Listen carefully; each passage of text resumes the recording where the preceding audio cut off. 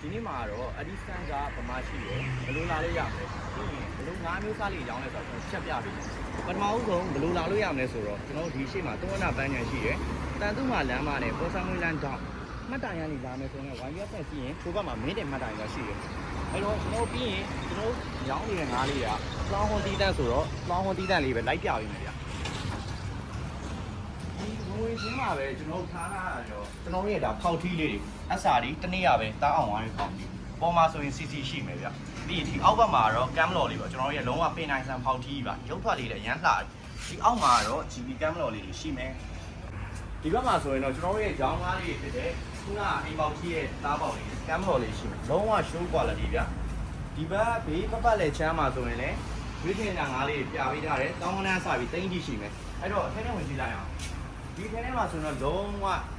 ဝါသနာရှင်ရဲ့စိတ်ကြိုက်ရွေးလို့ရတဲ့ငါးတိုင်းထားပေးထားတယ်ဒီမှာဆိုရင်ကျွန်တော်တို့ရဲ့ Cancer F2 လေးရှိမယ်အနေထားလေးလာတိတ်လေးနဲ့လုံးဝစွာနေတဲ့ grade လေးဗျာ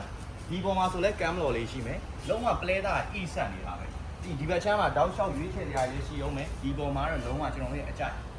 ခေါင်းဘက်ပါအပြည့်ဗျာဒီဘက်တောက်လျှောက်ကျွန်တော်စိတ်ကြိုက်အပေါ်အောက်ကြိုက်တဲ့နေရာရွေးလိုက်အောင်ပဲရွေးတရားငါးတွေကတော့အပြည့်ရှိနေရမယ်ဗျာပြီးတော့ဒီဘက်ချမ်းမှာဆိုရင်တော့ကျွန်တော်တို့ရဲ့မျိုးထားရတဲ့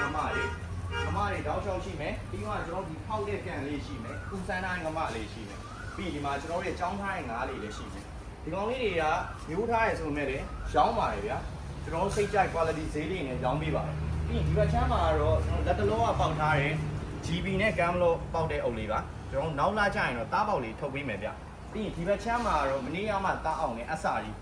လုံးဝအစာဒီမှာမှဘူးအကြီးနဲ့ body form အလှကြီးဗျာအဲ့ဒီကောင်ရဲ့သားပေါက်လေးရမယ်ဒီဘက်ချမ်းမှာတော့ကျွန်တော်မျိုးထားတဲ့ကောင်လေး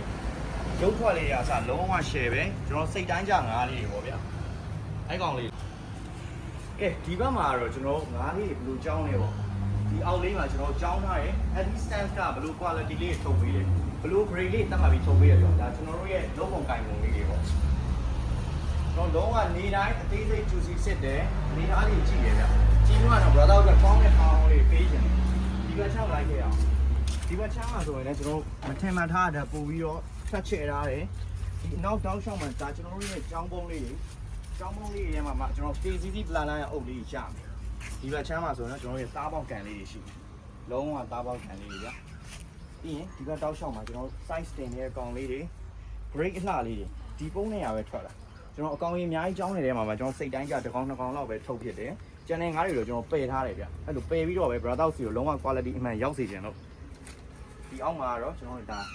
ခုနပြတဲ့ကြောင်းမုံကငါးလေးတွေပေါ့ဗျအနေထားလေးလှပြီးသားစွာစီနေရလေးပေါ့ဗျ KCC ပလက်လိုင်းအုတ်ကကောင်လေးတွေခေါင်းပတ်လေးဆိုတင်းနေရမယ်